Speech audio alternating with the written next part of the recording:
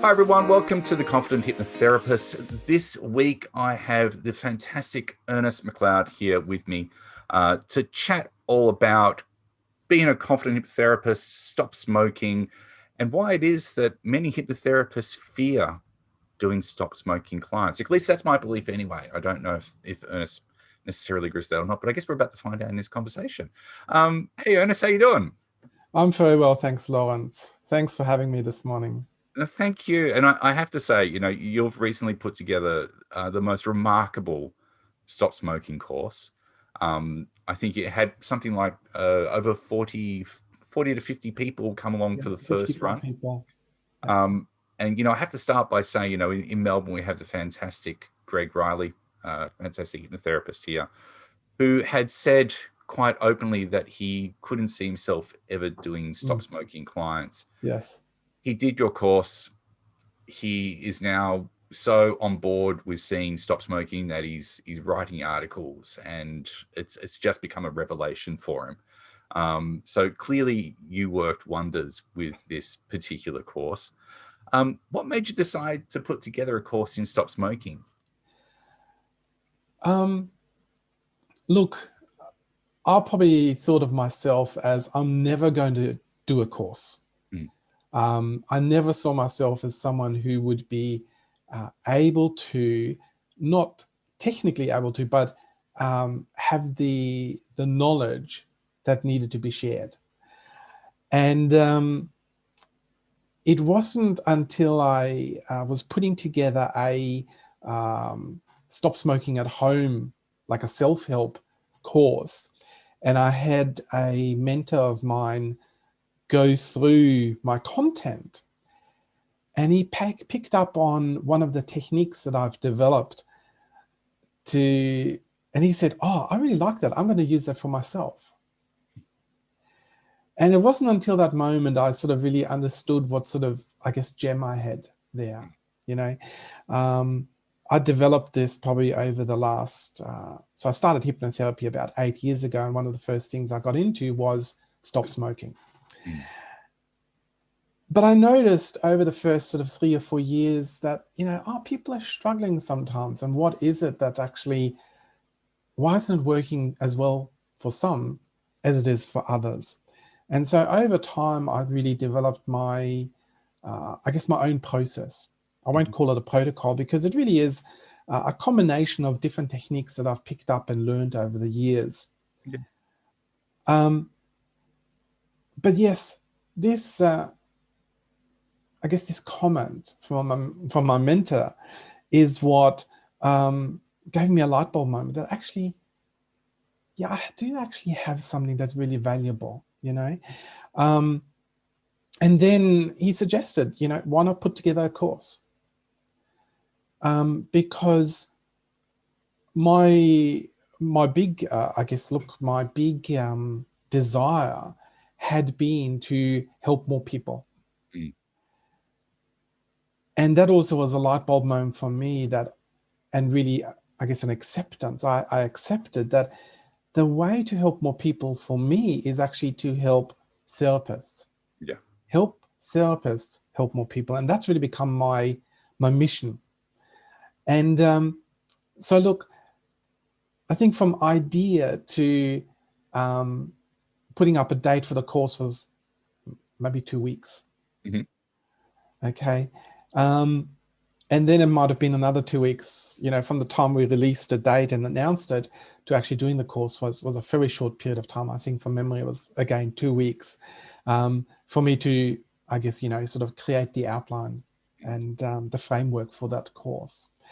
But as you said, look, there were several people like Greg who either had never thought about doing quit smoking, or just as Greg, sort of had the opinion that they're never going to do quit smoking, just not for me.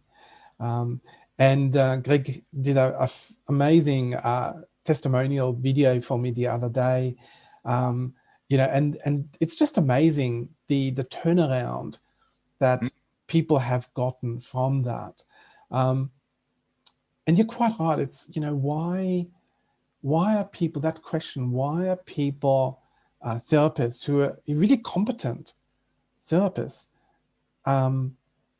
sort of stopping from the quit smoking? I know from my own personal experience, I was never a smoker. Mm-hmm. And so for me, I often felt like I couldn't identify with the challenges a smoker might have. Not in the same way that I could, identify with someone who had anxiety, as I used to experience panic attacks, or phobias, as I hated going to the dentist. Not this morning. Went to the dentist as I do every few months ago.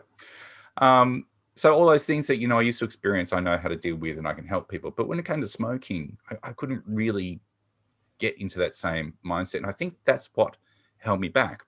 Mm-hmm. I think the other thing, of course, is that I think there's very much this pass versus fail mindset that goes on.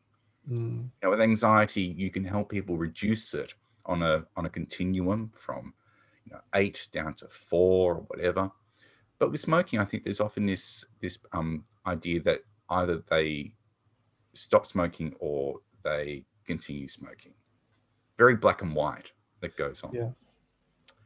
And I don't know, was that ever a mindset that you had when you started out as a hypnotherapist seeing smokers? Yes. Like, I mean, what were you going through when you started out seeing those sort of clients? That's a really great question. And sort of trying to think back, as I said, I started 8 years ago, and quit smoking and weight loss were sort of my two staple services when I started, because I found that they were really easy to do. I'd put out an ad on something similar to Groupon that existed around back in 2012. And I had something like 140 purchases of that. And the offer was either for quit smoking or for weight loss. And look, the reason I did quit smoking was because it's such an easy thing to advertise. Now that I've been doing it for quite a few years, I understand that the general perception of hypnotherapy is it works for smoking. Yep. Because even so many clients, and I always ask clients, have you used hypnotherapy for anything before? And even those clients that have never used it before and don't really know anything about it, and sort of, it's their first time and it's completely new to them, but often they know someone who's used it, and what they've used it for was for smoking. So I guess we could say there's a very positive perception that hypnotherapy works for smoking. Yep, absolutely. And I think that's what made it, for me, an easy decision to advertise it. Now, I had advertised, I had to do it. There was no question about it. So if I can maybe take a step back, I sort of really just stumbled into hypnotherapy in 2011, it would have been. And when I say stumbled, a work colleague at the time had learned hypnotherapy, and I volunteered as a guinea pig for him to practice with. Mm-hmm. And I just really enjoyed it. And then a few months after that, there was a weekend workshop, Introduction to Hypnotherapy. And I thought, let's find out a little bit more about this, because I really enjoyed it. And maybe I can find out about a bit more about myself, actually. So my real agenda was just for my own benefit. And so I went and did this weekend, and I went away from that with a few scripts to use. And so I just put out to my friends on Facebook, hey, anybody who wants to do a relaxing hypnosis session, I'm looking for some volunteers. And I had maybe, half a dozen of people come through and did sessions with them. And I just noticed how much they enjoyed it. I also noticed how easy it actually was to do, because even though I couldn't explain what was going on, I just was following the process and something was happening. And they were feeling relaxed. So it was working. And then I met someone who was a hypnotherapist who said, so you're interested in hypnotherapy? In a couple of months, there's some people coming here to Adelaide that do a diploma. I studied with them. Why don't you go and study with them? And that's what I did. So I did a diploma in hypnotherapy and psychotherapy, which was really interesting. And literally, as soon as that was over, I faced a decision, okay, what do I do now? Because there's two pathways, actually there's three pathways that I could have taken. One would have been, yeah, it was nice, and that's the end of it. Yep. The other one would have been, yeah, I want to do this, but I think I need to do more study. And then the third one is, yeah, I'm really liking what this is and what it can do. Now, the best thing for me is to actually go out and get some experience. And that's the choice I made, is I saw that now I've got the tool. The only way I'm going to make this tool useful in my hand is by actually using it. Mm.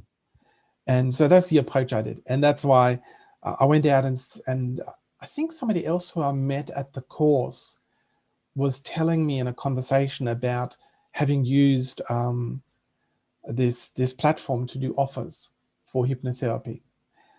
So that's literally how I stumbled into then doing a quit smoking offer.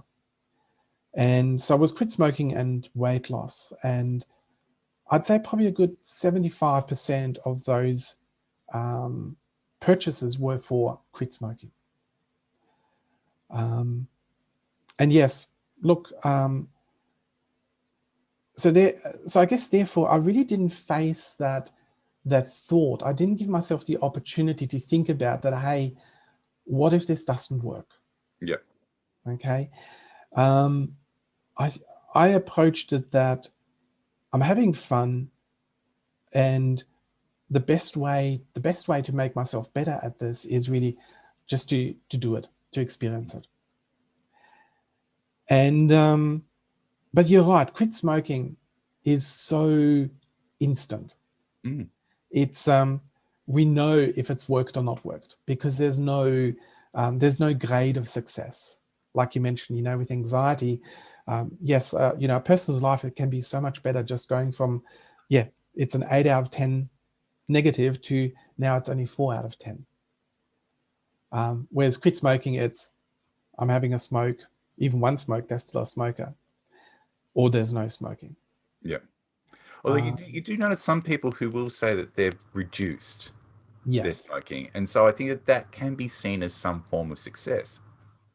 But they can sometimes be the ones that might phone up and say, this hasn't worked. I've only gone from 20 to 4 cigarettes a day. But this hasn't worked. I'm still smoking those 4. And I guess, there has to be some acceptance about the fact that there could be a continuum on this. Even if they haven't stopped, are they perhaps stepping more towards being ready to become that non-smoker? Yes. Look, I think as therapists, I think we have to accept that what we're doing is not 100% success. There's nothing that's 100% success. No.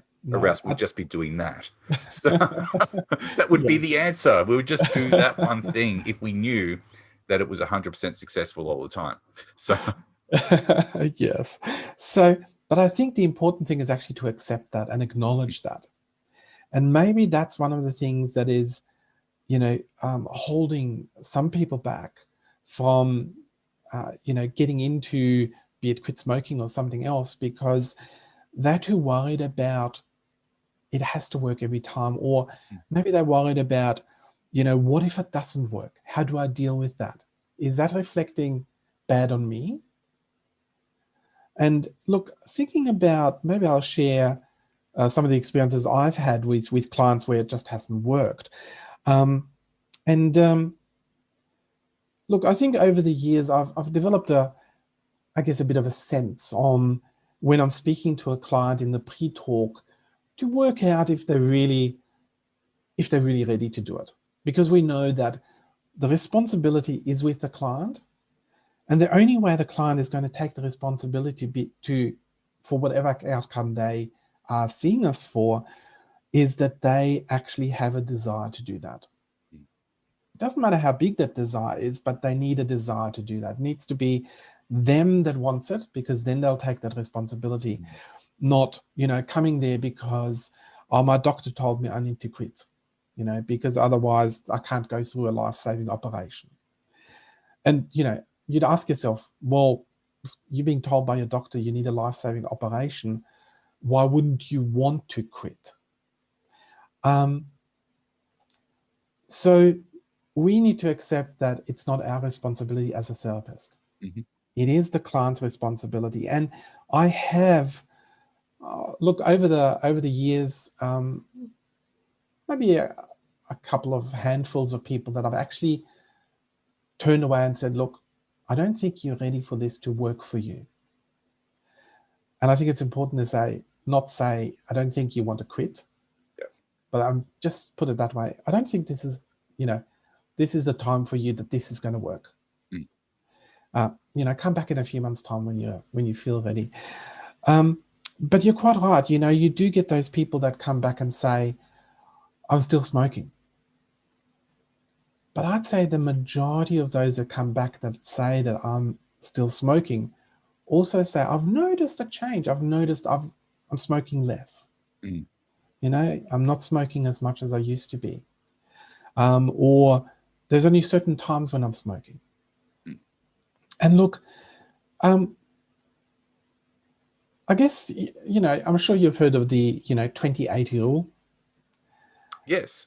And, we probably could as therapists put together a process that is literally going to, touch 99.99% of everyone that comes in, catering for all the different possibilities.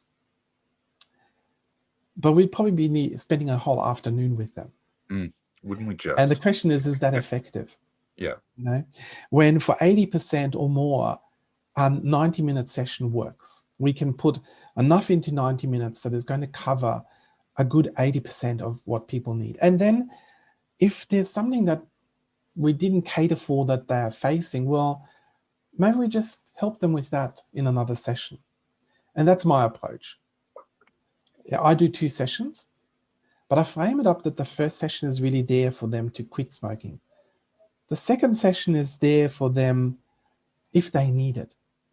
And I think for the majority of them, it's enough to know that they have backup if they need it, that is actually helping them knowing that they can do it. Look, I've never actually had a client come back and jumped up and down and said, this didn't work. Yeah. I have had some come back and say, look, it didn't work. I don't think I'm ready for it. And that's sort of part of my pre-talk is a little bit telling them that they're the ones that need to take responsibility for this.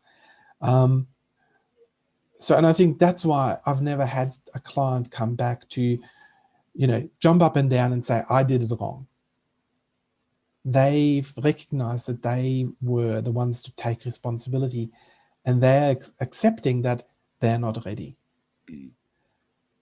And that's probably the big thing is for therapists to, us as therapists, again, we shouldn't expect of ourselves that we're going to get 100% hit rate.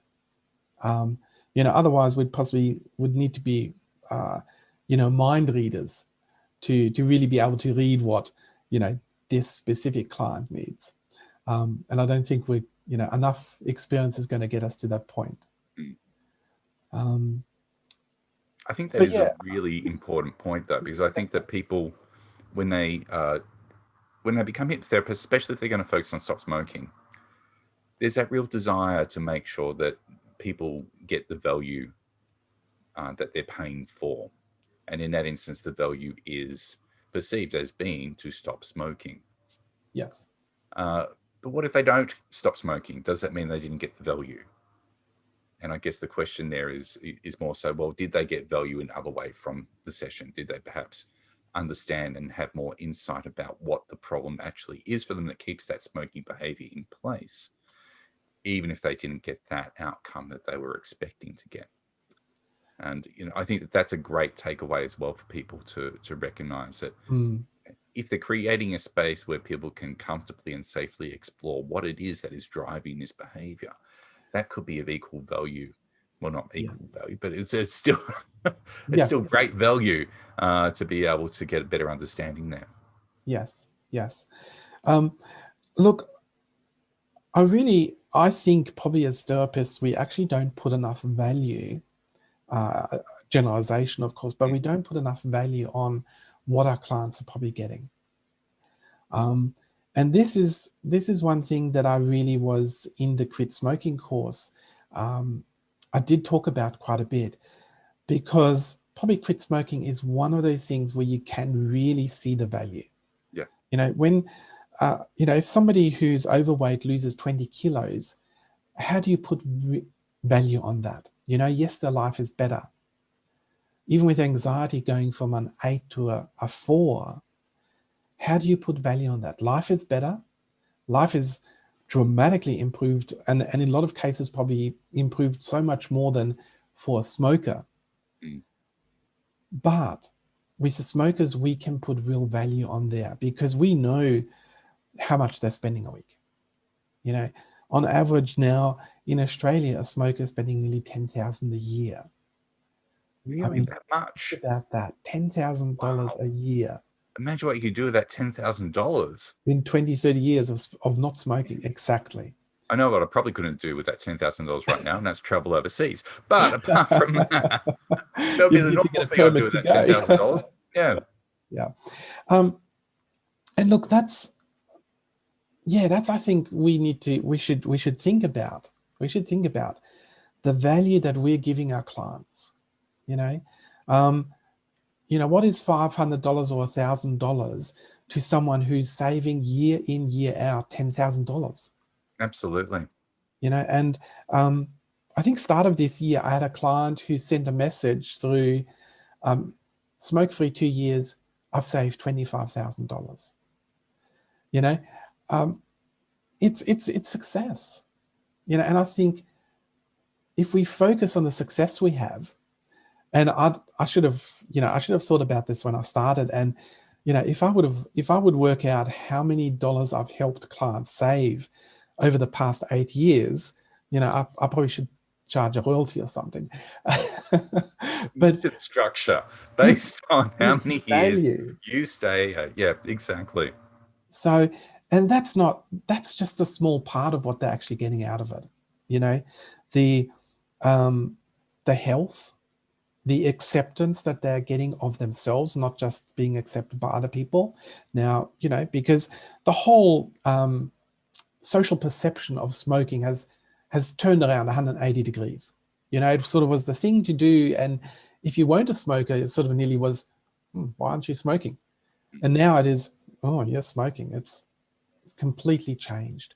So can you imagine, how a smoker, and I know you said actually that, you haven't been a smoker yourself. And look, I wouldn't count myself as actually having been a smoker either.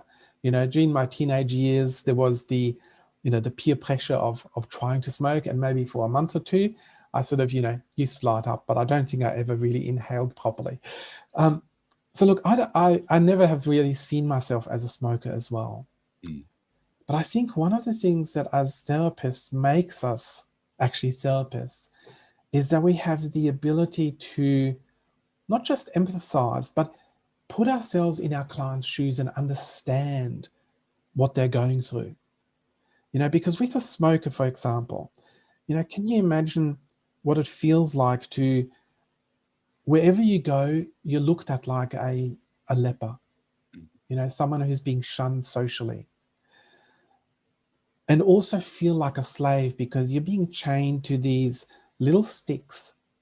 You several times a day have to check, do I have enough? Otherwise, I'll need to go to the shop and get some more. That anxiety about I'm going to run out of smokes. It must be huge because it drives people to drop everything and go to the shop to get smokes. So can you imagine though the freedom of that? And I once was working with a very artistic smoker, and I asked her, so what's the picture of you of these smokes, she mentioned slavery. Yeah. And she literally said it's like being chained and having this huge, heavy, metal ball, I guess, like you'd sort of seen in pictures of jails or something, this huge metal ball, just literally chained up by this. So when you're freeing someone from that, on top of, hey, I'm able to save this person 10,000 or whatever it is per year, there's so much value that we can, we're providing to them. And again, the value that we're providing by maybe 80-90% of the people that it's really successful for, I think so much outweighs when it doesn't work, because they probably still got something out of it. As you say, they still probably got, as a minimum, the understanding why they're actually not ready yet. And probably got an understanding of, this is what I need to change within my mindset, so I'm going to be ready. So a question for you then. Imagine therapist, they've had a few clients for stop smoking. They're not seemingly getting the success that they want. They're finding that the clients they're working with are just seemingly not ready to quit. I guess this question is twofold. What advice would you give to those therapists in that situation? Both in terms of how to become better with helping people, but also how to push through that perhaps developing limiting belief that they may have about, I'm seeing people and I'm just not getting the results that they've come to see me for. I mustn't be that good. Yeah. Look, I think that's a really great question, because when I started off, I'd probably put my success rate somewhere around about 60% with smokers. And that's probably one of the things that sort of triggered within me that questioning, what can I do better? Yeah. So maybe there's a mindset thing that we can look at it either as an opportunity to, there's some things I can do better, rather than looking at it as that we're failing. Yep, absolutely. And I think that's probably the important thing as a therapist. Again, look at the opportunities, because every single client that comes in, all they are is an opportunity. It's not, this is now a non-smoker because they've walked in, but this is an opportunity for a non-smoker to walk out. So I think, look, there's probably two sides to this. One is look at what we're doing. What am I doing that I could do better? Maybe not even better, but actually different, And I might even go with some conversations, if a client says, this didn't seem to work for me, explore what's missing. Not just go and say, you just weren't ready. That's a shame. Come back when you're ready. That's sort of just closing the door. But actually try and figure out, what is it that this client, didn't get that they need to get over that point. But the other thing might be to actually look at, how are you actually framing your clients up? From the moment when you initially talking to them. So are you just taking in anybody who says, I want to stop smoking, or I need to stop smoking? Or are you having a conversation with them to filter out those that are ready to go ahead, or those that aren't? And I'll tell you one thing I've found is a good filter is actually the price point. Because if somebody comes to you, and look, if I talk about price point, when I started, I think my price point was like $49 as a special offer. Once I finished that special offer, I think I was charging $150 for quit smoking. But every few years, I decided that, and this was probably the hardest thing for me to do, is up my price. But as I've upped my price, my quality of client has become better. And what I mean with better is I've been getting those who really want to stop. Because probably over the last 2 or 3 years, I don't think I've actually needed to turn anyone away. But on the phone call, yes, I'm not turning them away, they're turning themselves away because they're questioning the price. Mm. And I think that's the thing, if people are buying by price, are they really buying on outcome? No, they're not looking at the outcome. They're looking at you charging $500. Yeah. Or you're charging, $800, $1,000, and people going, whoa, that's, I don't want to pay that. Mm. They're not thinking, I want a life that I can breathe, or where I can see my grandkids grow up, or whatever it might be. Whereas people who, are happy to hand over that $500 or $1,000, they probably already have made a decision that they're going to get value from it. Mm. So that would be a good indicator that they're actually ready to go ahead. And all now as a therapist we need to do is just help them to go through that process so that decision is, in concrete. Yeah. It's funny, I know that when I was exploring my own concerns about working with smokers, I'd reached a point where I thought, look, either I'm going to refer every single smoking client to someone else, or I need to throw myself into the deep end with this. I need to research it. I need to come up with something that I can work with so that when people come and see me, that confidence is there, that structure is there, the meat on the bones. And I decided to do that. And the turning point for me was actually when I realized that all smoking is about habitual behavior. When I kind of chunked up and recognized that larger theme, it became so much more fascinating for me and so much more interesting. And not only that, all the various different techniques and approaches that I was exploring could be useful across so many different, different presenting issues and topics. Mm. So to me, it really cemented why learning how to do stop smoking properly is absolutely important for hypnotherapists as just having that toolkit there. Mm. I guess, if people were keen to work with you to discover your own training, how and when can they do that? Be great if I could string together a sentence today, wouldn't it? So how and when can they do that? Yes. Well, at the moment, I'm planning to do another workshop, a live workshop, start of the new year, so probably around about February. I'm also working on actually doing a non-live workshop, so A dead one. a self-study. Oh, yeah. Right, self-study one. Okay, yep, good. Yes. for therapists, yeah.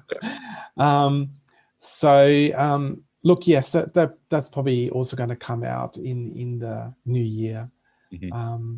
But of course, I'm also open to people getting in touch with me if they want to ask me questions. Definitely, my mission is to help therapists help more people, because that's the only way I can sort of increase my reach to help more people. So, but look, what I'd like to share with you is 2 stories, if you don't mind, that might give you a bit of a, and also the listeners a bit of an idea of the thought process that sometimes we should consider when we're fearing the outcome of something. So, I grew up, and my dad was one of these, people that was an employee, and you're loyal to your employer until you retire.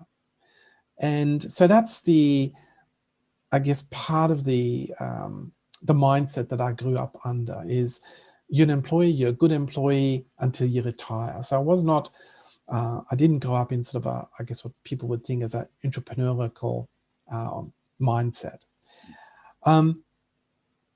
But after I'd been working in IT for 20 years, I sort of had enough of it because it was becoming quite monotone. And I started seeking for something else. And really probably what triggered this was back in the this was back in the early 2000s, and There was a lot of seminars going around about financial freedom and how to set yourself up and so on. So I got caught up with that with my wife. We both were sort of interested in how can we create a better future for ourselves. And all paths sort of led towards or were pointing towards owning a business. So I probably spent 3-4 years looking at different businesses, looking at franchises, and then even went off. Eventually, I had a business, maybe a business mentor who I was, bouncing ideas off and so on. So I was doing a lot of work, a lot of research work, a lot of preparation work. And eventually an idea had crystallized. And then I did, I think it was like a 10-month intense workshop while I was still working full-time, doing, I guess, the preparation work to run a business. So I was really preparing myself very well to run a business. And then I set up this business, I think it was 2006. And actually the business was doing really well, but I wasn't. Even though I'd done so much preparation work for the business, I hadn't done a lot of preparation work on myself or my relationship and how all of this would be impacting me and my wife. So it got to the point where I lost everything. My wife ran away because she couldn't put up with me. I couldn't deal with the business because of the stress I was dealing with. I therefore, couldn't pay back the debt I had. And so I lost everything.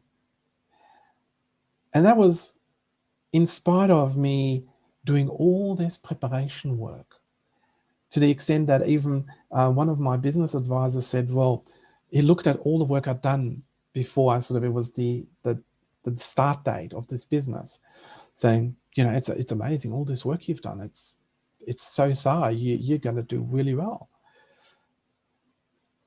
But I lost everything. And then if I look at my journey with hypnotherapy, which was very different. So as I already mentioned, I sort of really just stumbled into it, just out of curiosity, out of interest. And then I decided, I had no experience really how to deal with a client. Okay. I'd done a few practice sessions, done some practices, with the therapist, the other therapists in the course. But I decided that, look, what's the worst thing that's going to happen? It's just not going to work. And really, what does it mean that it's not going to work? I'm still going to have experiences. And even those people that I'm working with are going to have experiences. And so I took the approach that I'm just going to go out there, I'm just going to do it. Because that's going to be the best way to prove to myself if it works or doesn't work for me. And then if we fast forward to the course that I started, as I mentioned also that, I never saw myself as someone who's going to be teaching other therapists. But when the idea came about, and it was a big wall to break through, that I'm going to do this course. And then for the course, I was interviewing several people, and even, inviting them was a huge wall to break through. But I just took this approach that there's so much to gain and really so little to lose. And I think it brings back to, when we talked about value. Yeah. If we go ahead, if we as a therapist go ahead, and even if we're only catching half of the people, helping half of the people, there's 50% who are gaining so much from what we're doing, and really the others haven't lost anything. They've still had an experience. So we have so much opportunity, and really the potential of what we could lose under, half of us is so small. And that's really, I think, from that experience that I had back in with my business in the past, has helped me now to, I wouldn't say being a risk taker, but actually being an experience taker. Yeah, that's a nice Because I reframe. think that's the most valuable thing we can have, is actually have those experiences. And we have the opportunity as therapists in allowing other people, enabling other people to have experiences. So, yeah. That was, I really like, thank you so much for that. Thank you for your time today. Oh, my pleasure. Thanks. So many people will have got so much out of this. So I really do appreciate the fact that you've been so willing to share personal stories like you have, and the insight and wisdom that you have. If people want to find you online, where can they find you? Look, they can find me from Facebook under the Hypno Coach is my business name. So they can look up the Hypno Coach and find me on Facebook, or obviously under my personal name, Ernest McLeod. They might find me as well. There's a few other Ernest McLeods on Facebook I discovered, but yeah. So, and look, if you have the ability to share contact details, by all means, feel free to share my Facebook page. Yeah. Right. Thank you. Make sure I'll see if I can edit in underneath. Now, should be there, right? Okay, and awesome. Okay. Extra editing jobs. Yeah. Yes. Thank you so much. Thank you for everyone for listening to this episode, and we'll catch you all in the next one. Until then, take care.